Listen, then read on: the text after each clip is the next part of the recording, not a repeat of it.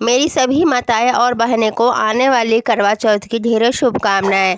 माता करवा और भगवान भोलेनाथ माता पार्वती की कृपा से आप सभी का सुहाग हमेशा बना रहे, आप सभी की ज़िंदगी में हमेशा ही खुशहाली रहे। तो मेरी माताएं और बहनों, देखिए आज का जो वीडियो है कि जब कई बार हम अकेले होते हैं, तो हम अकेले करवा कैसे फेरे, ठीक है। जब हम अकेले होते हैं पूजा कर लेते हैं, कथा सुन लेते हैं, लेकिन जब करवा फेरना होता है तो प्रॉब्लम हो जाती है हम लोग कि अकेले करवा कैसे फेरे।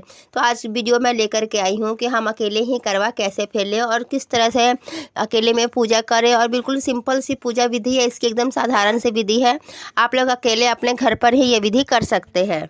तो आइए जान लेते हैं साल 2025 में करवा चौथ कब पड़ रहा है। तो देखिए साल 2025 में 10 अक्टूबर दिन शुक्रवार को हमारा करवा चौथ का व्रत है। और यह व्रत सभी सुहागिन माताएं और बहनों के लिए बड़े ही गर्व की बात होती है, ठीक है। बहुत ही अच्छा होता है करवा चौथ का व्रत करना।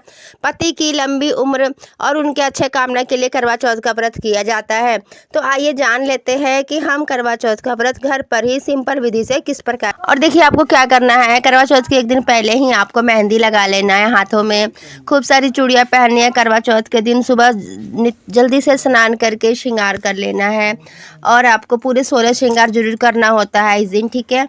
और 16 श्रृंगार करना हमारे लिए बहुत ही सौभाग्य की बात होती है। 16 श्रृंगार कीजिए, हाथों में चूड़ियाँ पहनिए, मेहंदी लगाइए, महावर पैर में जरूर लगाइएगा, ठीक है। अगर यदि आपके पास आपकी शादी का जोड़ा है तो आप अपनी शादी का जोड़ा जरूर इस दिन पहन लीजिएगा, ठीक है। और देखिए पूजा करने के लिए आपको एक पाटे पर क्या करना है कि लाल कपड़ा बिछाना है।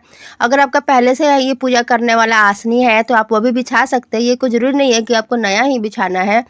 और उसके बाद में आपको चावलों का आसन दे करके करवा माता की फ़ोटो लेनी है। करवा माता की फ़ोटो अगर आपके पास पहले से है, क्योंकि हर साल करवा चौथ का व्रत करते हैं हम, तो हमारे पास पहले से मतलब होता है, ठीक है। और जिसके पास नहीं है, पहली बार करवा चौथ का व्रत कर रहे हैं, तो वो नई बाज़ार से फ़ोटो ये ले सकते हैं, ठीक है। और देखिए जहाँ पर ये फ़ोटो नहीं मिलता तो पहले तो क्या करते थे, हम दीवारों पर करवा माता का चित्र बना लेते थे, लेकिन अब ऐसा नहीं है। बाज़ार में बहुत ही आसानी से ये करवा माता की फ़ोटो मिल जाती है। उसके बाद आपको चावलों का यहाँ पर अष्टकमल दल बना लेना है और कलश पर स्वस्ति बना करके इस तरह से, देखिए हमने पहले से ही बना लिया है, ठीक है। तो और उसमें गंगा जल डालिएगा, कलश में गंगा जल। उसके बाद में थोड़ा सा जो जल है वो जल डालिएगा, ठीक है। उसके बाद में देखिए सुपारी डालिएगा, उसमें हल्दी के गांठ डाल दीजिएगा, एक सिक्का डाल दीजिएगा और थोड़ा सा अक्षत डाल दीजिएगा, ठीक है। ये हम कलश की स्थापना कर लेते हैं एक तरह से। और आम के पत्तों को क्या कीजिएगा, आम के पत्तों को सिंदूर और पीला कुमकुम से टीक लीजिएगा। और उसके ऊपर से यहाँ पर आप धनिया भी रख सकते हैं इसके ऊपर, या चावल भी रख सकते हैं, ठीक है। और इस तरह से आप कलश स्थापना जरूर कीजिएगा, ठीक है। और उसके ऊपर दीपक की बाती रख दीजिएगा जलने के लिए, ठीक है। आप चाहे तो कलश के ऊपर नारियल, ये श्रीफल, जिसे श्रीफल भी कहते हैं नारियल, तो आप वो भी रख सकते हैं, ठीक है। और इसके बाद आपको क्या करना है, गेहूं के 2 छोटी छोटी ढेरी लेनी है, या अक्षत ले सकते हैं आप, यहाँ पर चावल भी ले सकते हैं, ठीक है। इन 2 जगह पर रख दीजिएगा। और उसके बाद आपको 2 करवा लेना है, ठीक है।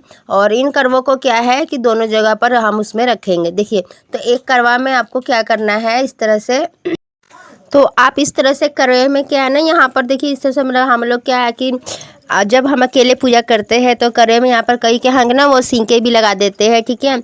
और नहीं तो आप यहाँ पर ऐसे रुई भी यहाँ लगा सकते हैं, ठीक है। मैंने यहाँ पर सजे करवे लिए हैं, आप यहाँ पर पीतल के करवे भी ले सकते हैं, एक पीतल का एक मिट्टी का, या दोनों पीतल का ही ले सकते हैं, ठीक है। क्योंकि जब हम अकेले पूजा करते हैं ना तो मतलब आप दोनों एक तरह से लीजिए, या एक पीतल का भी ले सकते हैं, ठीक है। तो देखिए जब हमारे यहाँ क्या होता है कि जब हम अकेले पूजा करते हैं और हम अकेले ही करवा फेरना होता है, तो एक करवा में हम ऐसे सूखे ड्राई फ्रूट वगैरह भर लेते हैं, ठीक है। तो ये देखिए सूखे मेवे हैं, ड्राई फ्रूट है, एक करवा में हम इस तरह से सूखे ड्राई फ्रूट इसमें भर लेते हैं, ठीक है।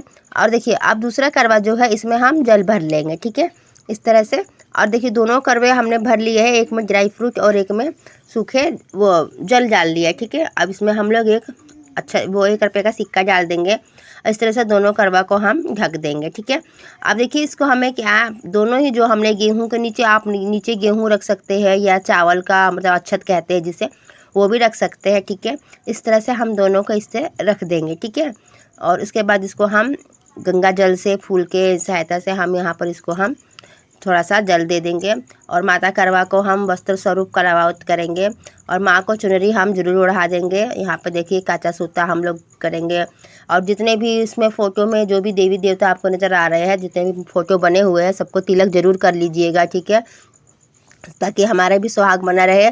तो हम इसमें भी सबको तिलक कर देंगे और इस तरह से, ताकि हमारा अपनी कामना करेंगे कि हे माता रानी, हमारे जो सुहाग है हमेशा ही बनाए रखना, कभी कोई संकट मत आने देना, ठीक है, हमारे पति की उम्र लंबी हो। इस तरह से देखिए, और हम करवा को भी यहाँ पर ऐसे इस तरह से कर देते हैं, ठीक है। और अब देखिए, अब यहाँ पर हम सबको यहाँ पर अक्षत लगा देंगे, क्योंकि तिलक करने के बाद अक्षत लगाया जाता है। और ये देखिए, यहाँ पर ये गेहूँ है और फूल हमें चढ़ा लेना है करवा माता को, दीपक को, कलश को, हर जगह पर हमें एक एक फूल हमें अर्पित कर देना है, ठीक है, क्योंकि हमने कलश पे दीपक जलाया है, तो दीपक को भी और कलश को भी, यहाँ पे करवा माता को भी, सभी को हमें फूल अर्पित करना है। और उसके बाद देखिए दुर्वा है, तो दुर्वा भी हमें यहाँ पर चढ़ा देना है, ठीक है। बिल्कुल ही सरल पूजा है, आप अकेले भी यह पूजा कर सकते हैं बिल्कुल आसानी से, ठीक है। और ये देखिए, ये बर्फ़ी है, तो हम इसको भी हम माता को भोग लगाने के लिए यहाँ पे, क्योंकि मिठाई भोग में माँ को लगाया जाता है, करवा माता को, तो हम यहाँ पर ये भोग लगाएंगे। और देखिए, जब हम अर्घ देते हैं ना चंद्रमा की, तो हम मतलब इसी से अपना व्रत जो है हम खोल लेते हैं, ठीक है। हमारे यहाँ मतलब यही होता है, हर जगह का अलग अलग अपना अपना रिवाज है, तो आपके यहाँ जैसा होता होगा आप ज़रूर कीजिएगा। और देखिए, 16 श्रृंगार की जो चीज़ें हैं ज़रूर से ज़रूर चढ़ाना चाहिए, 16 श्रृंगार की वस्तुएं ज़रूर ही चढ़ाएं, क्योंकि श्रृंगार के बिना कोई भी व्रत अधूरा है। हम श्रृंगार के लिए ही ये व्रत कर रहे हैं, पति के लिए, तो इसीलिए आप 16 श्रृंगार का सामान जो है ज़रूर चढ़ाइएगा, ठीक है। और जो भी फल आपको मिल जाए, ऋतु फल, तो आप ऋतु फल ज़रूर लीजिएगा, सेब, केला, अमरूद, नारियल, जो भी मिल जाए आप ज़रूर लीजिएगा, ठीक है। और देखिए, जब हम व्रत रखते हैं ना, तो उसमें ना अन्न का दान जरूर ही दिया जाता है, ठीक है। तो आप गेहूँ, चावल, जो भी मिल जाए आपको, तो ये ज़रूर लीजिएगा और दक्षिणा ज़रूर रखिएगा, क्योंकि कहते हैं ना कि दक्षिणा रखते हैं ना, तो जो हमारी पूजा में कमी रह जाती है, तो आप उसमें दक्षिणा जो है हमारी कमी को दूर करता है। और उसके बाद ये देखिए, छलनी है, ये मैंने घर पर ही तैयार कर लिया है, छलनी लेकर के, नया छलनी है, और इस पर हमने गोटा लगा करके तैयार कर लिया है, क्योंकि हर साल व्रत करना होता है, तो हर साल ऐसे बाज़ार में मिलते हैं, लेकिन ये महंगा मिलता है बहुत ही ज़्यादा, तो आप क्या है ना, घर पे भी ऐसे तैयार कर सकते हैं, ठीक है।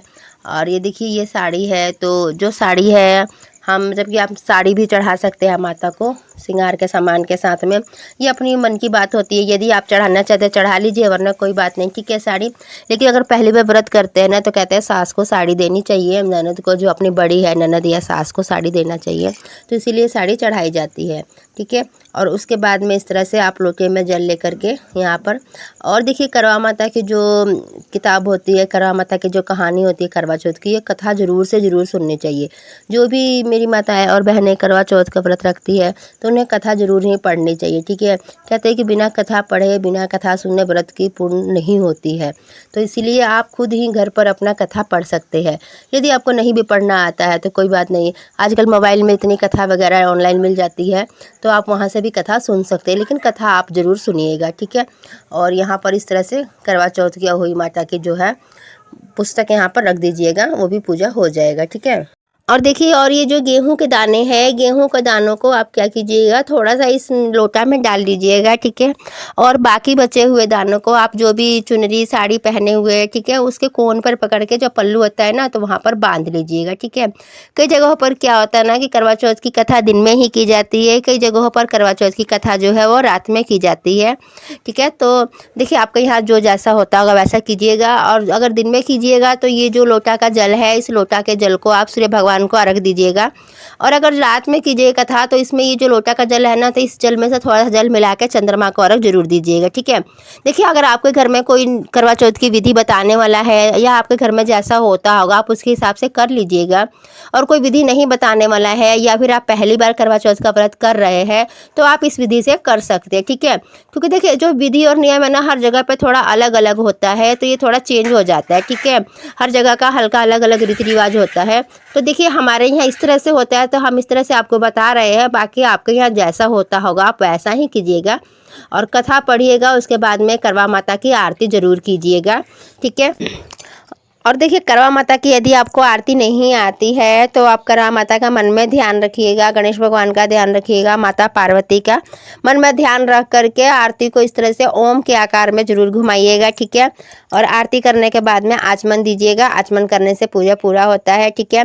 और देखिए आपने जो ये बायना निकाला हुआ है सास के लिए, तो उसको मन से लीजिएगा, ठीक है। और सास यदि आपके साथ में है तो सास को दे करके बायना पैर छू लीजिएगा और माता से विनती कीजिएगा, ठीक है। तो और उसके बाद में देखिए जो ये बायना है ना, यदि आपकी सास सुहागिन है तो मतलब ये सुहागिनों को ही दिया जाता है। अगर सास नहीं है तो आप अपनी बड़ी जेठानी को या ननद को मतलब इस तरह से आप दे सकते हैं, ठीक है। मतलब कि ये ससुराल के जो पक्ष है उसी को ही देना होता है, ठीक है।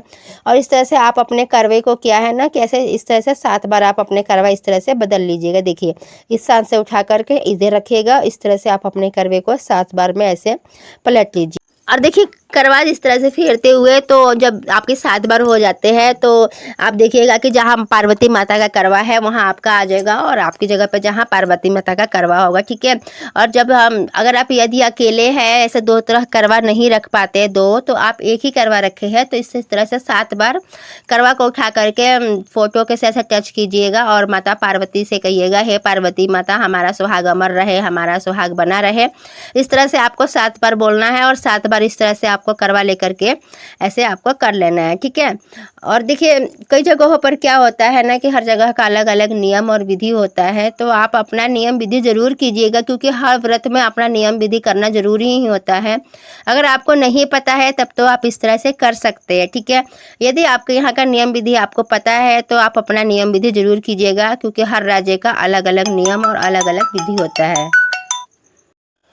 तो देखिए इस तरह से अलग अलग नियम का अपने विधि से आप लोग करवा व्रत कर लीजिएगा और माता से सुहाग जरूर लीजिएगा, ठीक है।